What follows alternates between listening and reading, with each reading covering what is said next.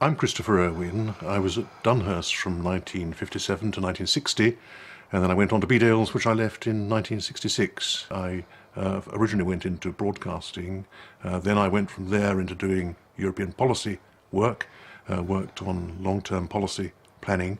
I then moved from there back into broadcasting, did a number of jobs in the media. I was head of radio in Scotland at the time of the first moves towards devolution, which was an extremely interesting period.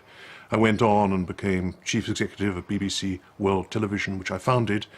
I'd also been one of the people founding what's now B-Sky B. So I've had a big media career. I ended that with going to Guinness World Records, where I ran Guinness World Records for about 7 years around the world.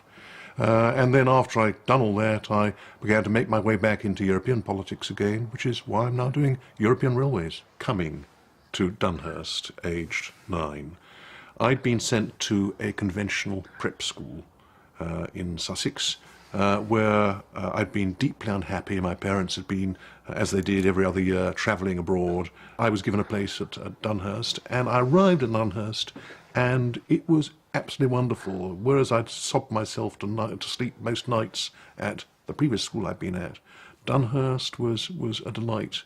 My parents later said to me, well, one of the reasons we changed you was because we were worrying you becoming too competitive at your conventional school, and you're a fairly competitive person anyway, and we thought that Bedales would give you that better balance. And you went on being competitive throughout. So just imagine what it would have been like had I not been. It would have been absolutely ghastly. Yes. Bedales people very often knew the right way of doing things, knew all the other ways of doing things, but there was a right way, which was the Bedales way. And I remember when I left Bedales, sort of feeling I'd moved from a world which was rational, ordered, sensible, where judgments were sound and just and right, to a world that didn't have that sort of thing. It was quite a cultural shock. Well, I think the attitude was, we'd probably got the key to the right life, and the ideal might be to have a society in which we could persuade everyone else to be like us. The Bedales way, work of each wheel for all, was the right way. Well, yes, it was very unrealistic. Undoable. Yeah, but a wonderful vision.